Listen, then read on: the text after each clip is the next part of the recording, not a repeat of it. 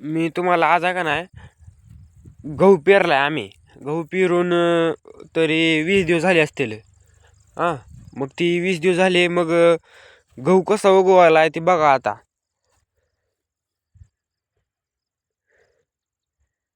टॉपचा गहू आहे उग. समजत पहिली पेरणी आमची आहे. हो का, गहू बघा. आणि मी तुम्हाला आज का दाखवायले गहू का की भिजवाय चालू आहे. आणि हो का आताच भिजविलं या साईडचं. आता हो का इथं कोरडा आहे म्हणून इथं व्हिडिओ काढ. इथलं आता भिजवायचंय. आणि आता हो का इथलं भिजविलंय आता. म्हणजे इथून इथं समधीकडे भिजविलं एवढं एवढं समधीकडे भिजविलं. आता आहे का नाही इथलं भिजवायचंय इथलं. आणि आता मी तुम्हाला ही का दाखवायलोय, 20 दिवसात एवढा गहू आमचा आलाय चांगला. आम्ही काय काय केलं तुम्हाला समजा सांगतो या व्हिडिओमध्ये. मग या व्हिडिओमध्ये चालू राहू द्या व्हिडिओ, स्किप करू नका व्हिडिओ. का की तुम्हाला समजा दाखवतो ह्या व्हिडिओमधलं कसं आम्ही किती गहू पेरला आहे काय नाही. ही 1 एकर तुकडा आहे. मग या 1 एकर तुकड्यामध्ये तुम्हाला किती गहू लागतील, किती पोतं लागल, पुन्हा काय काय फवारणी, काय काय औषध पाणी काय काय लागल ते समजा मी ह्या व्हिडिओमध्ये दाखवतो तुम्हाला. स्किप करू नका व्हिडिओ. मग व्हिडिओ स्किप केलं तर पुन्हा तुम्हाला काहीच कळणार नाही.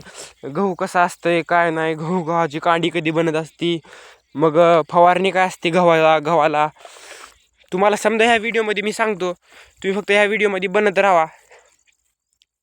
तुम्हाला ह्या व्हिडिओमध्ये समजा सांगतो पद्धतशीर. नाव का आता मी पहिली स्टेप म्हणजे गहू गहू पेरायच्या आधीची स्टेप म्हणजे रानाला मी पंची केली आधी. सोयाबीन होतं आधी म्हणून मी आधी पंची केली. पंची केल्याच्या नंतर पाणी दिलं.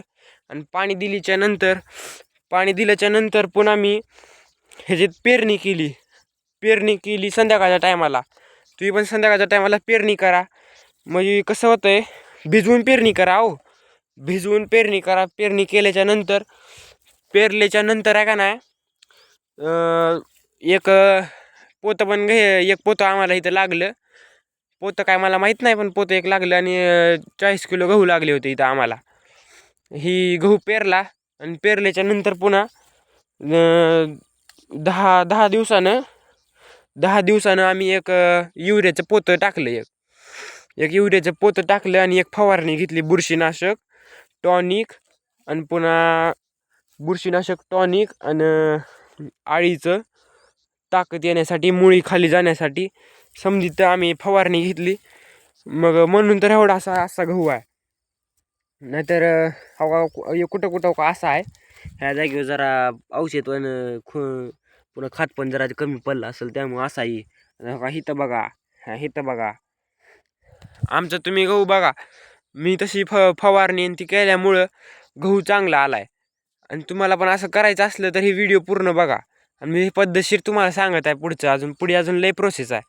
अजून इथून पुढे अजून गहू कांडीत यायचा आहे. कांडीत आलो त्याला दाणे भरणार. दाणे भरताना किती पाणी द्यायचं लिमिट काय. आम्ही पुन्हा आहे का नाही खाट टाकल्यावर पुन्हा लगेचच पाणी दिलं. 1 तास समधीकडे पाणी दिलं. आणि 1 तास पाणी दिल्याच्या नंतर तुम्ही एकदम म्हणजे असं जास्त असं पाणी होऊ द्यायचं नाही. का असं भिजू द्यायचं. म्हणजे असं जास्त पाणी पण नाही काहीच नाही.